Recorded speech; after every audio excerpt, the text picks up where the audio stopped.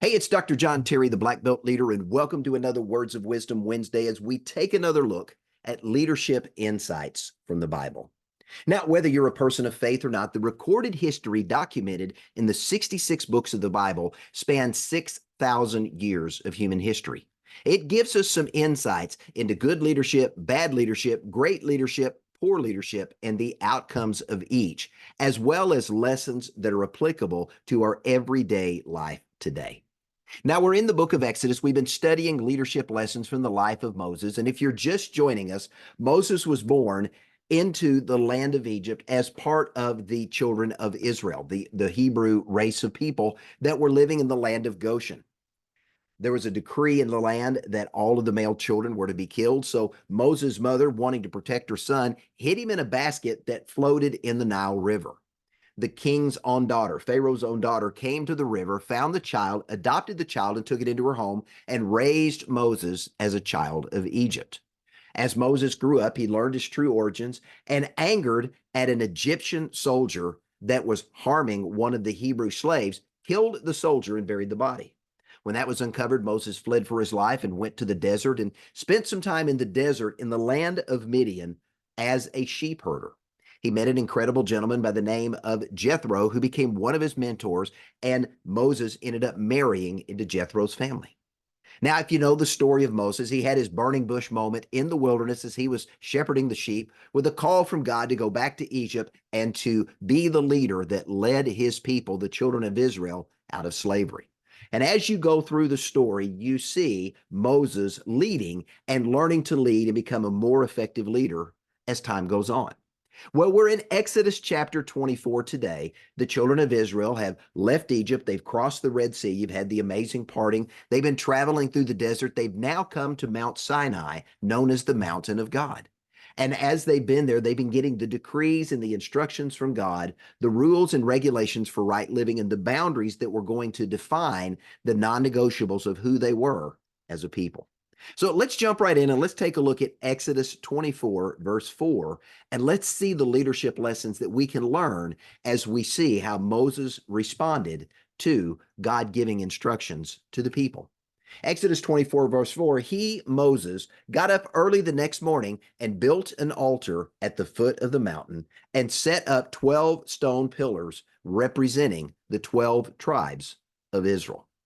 Now, again, Moses is having an opportunity to celebrate the successes and the wins that the children of Israel have experienced as they came out of Egypt, crossed the Red Sea, and they've seen God miraculously help them overcome several obstacles and enemies along the way.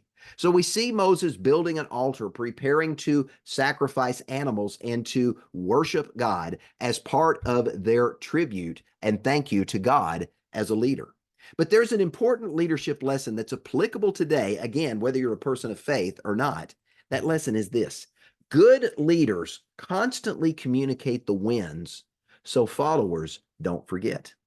Now, again, we see here in the story that Moses had built an altar with 12 stones representing the 12 different family tribes that represented the Hebrew race. And he did that to memorialize the victories that they had experienced along the way, as well as God's provision, providing for them in the desert when there was not a lot of food, not a lot of water, probably close to 1 million people, plus their livestock and other animals traveling through the wilderness. God continued to make a way according to the story in Exodus.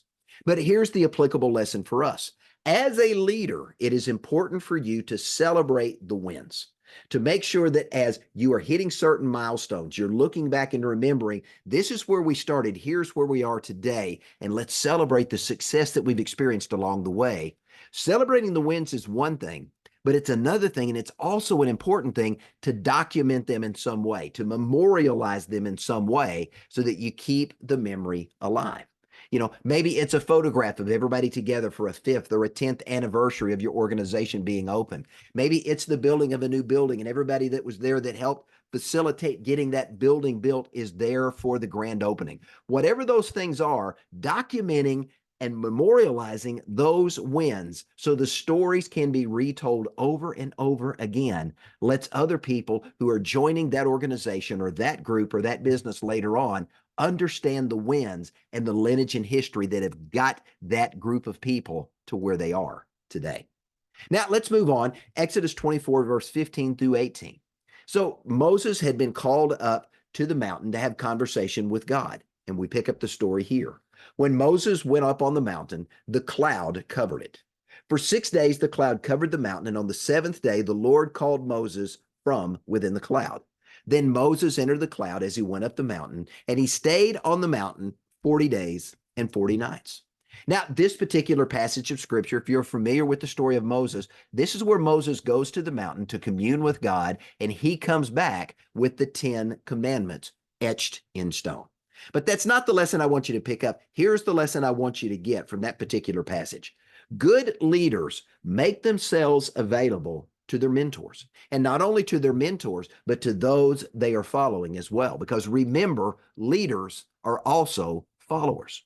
Now, as we see in the passage, and we go back to the beginnings of the book of Exodus, God had called Moses to lead. He called him as a child. He called him again at the burning bush. And now Moses had continued, as we read throughout this particular book of the Bible, Moses continued to remain available and teachable as God continued to mentor and guide him and to give him instructions to help him learn how to become a better leader. Now, remember, you as a leader are also committed to making sure that you're growing yourself. That means you are responsible and accountable to those that are above you. If you're the CEO of a Fortune 500 company, you're still accountable to the shareholders. If you are a manager, you're accountable to the owner. If you're an owner, you're accountable to your clients to make sure that they're getting quality service, quality products that keep them coming back. Leaders are also followers, and good leaders make sure they are availing themselves to their leaders and their mentors. Now, as a side note to that, every good leader has mentors in his life. Men and women who are further along the journey than they are, that they have yielded themselves to and submitted themselves to, so they have the opportunity to learn from their wisdom, to glean from their guidance, and to take from their insights and apply it to their own lives. Now, let's jump over a couple of chapters into Exodus chapter 32. Moses is getting ready to come down, but he's still on the mountain, and the people are becoming antsy. It's been 40 days and there's been no sign of Moses. So we pick up the story in Exodus 32, verse 1. When the people saw that Moses was so long in coming down from the mountain, they gathered around Aaron and said, "Come, make us gods who will go before us. As for this fellow Moses who brought us up out of Egypt, we don't know what has happened to him." Here we see the crowds in a panic. Their leader that had been leading them successfully, that had gone up on the mountain to commune with God, that had been providing and protecting them from the moment they left Egypt up until now, they forgot who got them to where they are. And now they're turning to another individual, Aaron, who is the brother of Moses, who had been put in charge of the people to lead in Moses' stead. And what are they doing? They're asking him to violate the norms, to violate the standards, to violate the boundaries, and to do something that had already been dictated as a do not do. So what's the lesson we can learn from that that's applicable today? And here it is. Point number 3. A weak leader is easily swayed by the opinions and pressure from the crowd. Here we see that Aaron, in this passage of scripture, more than willing to appease the people rather than to stand for what was right and to demand their continued loyalty, respect, and obedience to the God that had brought them out of slavery, had brought them out of Egypt, and was taking them to the land of promise, who had provided for them, protected them, and allowed them to have an opportunity to have safe passage as they're moving through the desert towards the promised land.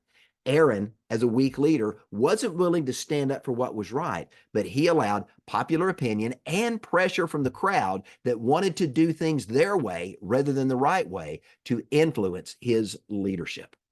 So for you, I want you to understand this. When you're in a leadership position, you've got to lead.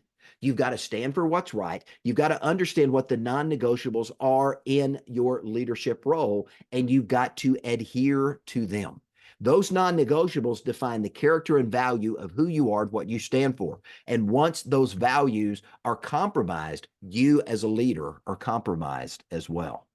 You know, Mark Cole is a good friend of mine, and Mark is the CEO of Maxwell Enterprises. He runs all of John Maxwell's companies.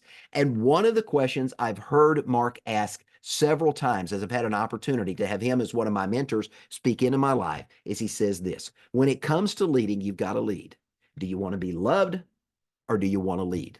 Leaders understand they have to lead even at times when they're not loved, even at times when leading is difficult, even at times when leading is a challenge, and even at times when leading goes against the popular opinion of individuals who are followers and aren't equipped to effectively lead. So let's wrap up today's teaching with one last section of Exodus 32, verse 21 and 22. Moses is now having a conversation with Aaron, having come down off the mountain and seen the violation of God's rules and principles and precepts for right living as a community. He smashed the 10 Commandments on the ground. He takes Aaron aside, and now we step into that conversation. He, talking about Moses, said to Aaron, "Why did these people or what did these people do to you that you led them into such a great sin?" "Do not be angry with me, my lord," Aaron replied. "You know how prone these people are to evil. They said to me, 'Make us gods who will go before us.' So I told them, 'Whoever has any gold jewelry, take it off.' Then they gave me the gold, and I threw it in the fire, and out came this calf." Well, you go back and read the passage, that's not what happened. So let's take the leadership lesson, and maybe you've already picked it up from this passage as well, and here it is. Leaders have to own their decisions, and the leaders must accept responsibility for their actions, especially when those actions violate the norms and values and the non-negotiables of the organization or group of people that you're leading. So what do we see in this passage of Scripture? Aaron tried to avoid his own culpability and his own role in breaking the rules and violating the covenant that they had agreed to obey and the rules for right living that God had laid down. They all agreed to follow. And the sad part about it is Aaron, as a leader, wanted to point the finger at everyone else, and he refused to accept responsibility, and he refused to own his failure. Now, understand, as a leader, you are in charge.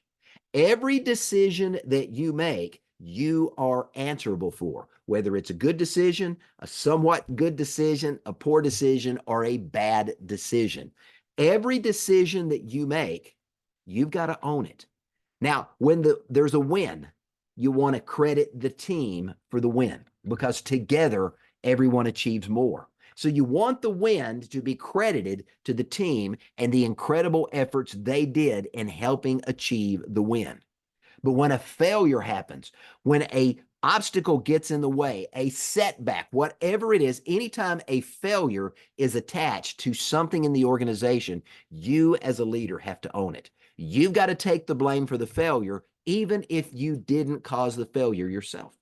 You've got to be willing to say it was a failure of my leadership that that individual didn't do what they were supposed to do. It was a failure of my leadership that I didn't give instructions that they clearly knew how to do this. Whatever caused the failure, you've got to look for your own role in causing the failure, because that's part of your responsibility as a leader to own your decision and to accept responsibility for your actions.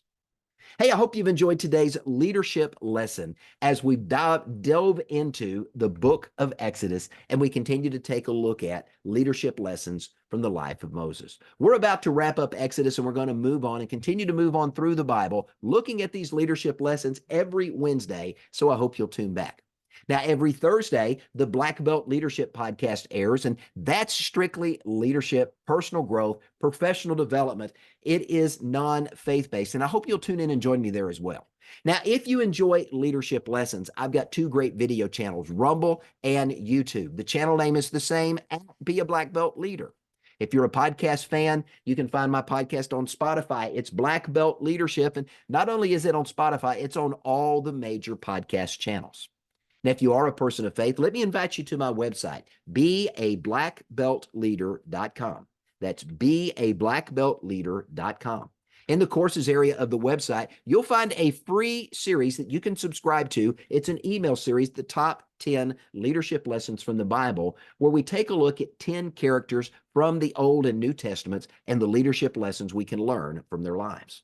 And while you're on my website, be sure and visit and take a look at the other free and paid content that's available. In particular, let me point you to my book, Black Belt Leadership 101. This was an Amazon Top 100 bestseller in 2020. It was on the bestsellers list for almost 6 months. And while you're there, you can also check out my masterclass if you want to go deeper than the book and take a little bit deeper dive into the journey of leadership and looking at the 10 essential qualities of becoming a black belt leader in life. The book and the masterclass are there and available to you. Lastly, let me also mention I'm on all the major social media channels. Make sure you're following me there. We're Monday through Friday each week. I'm sharing tips, tools, insights, and resources to help you become a better version of who you are and what you do as you discover, develop, and deploy your own black belt leader within. Hey, let me leave you with this. I believe everybody is leading someone somewhere right now, even if the only person you're leading is yourself. So don't just be a leader, be a black belt leader and live your life with black belt excellence. I'm Dr. John Terry, the Black Belt Leader. Thanks for joining me. Have a great day.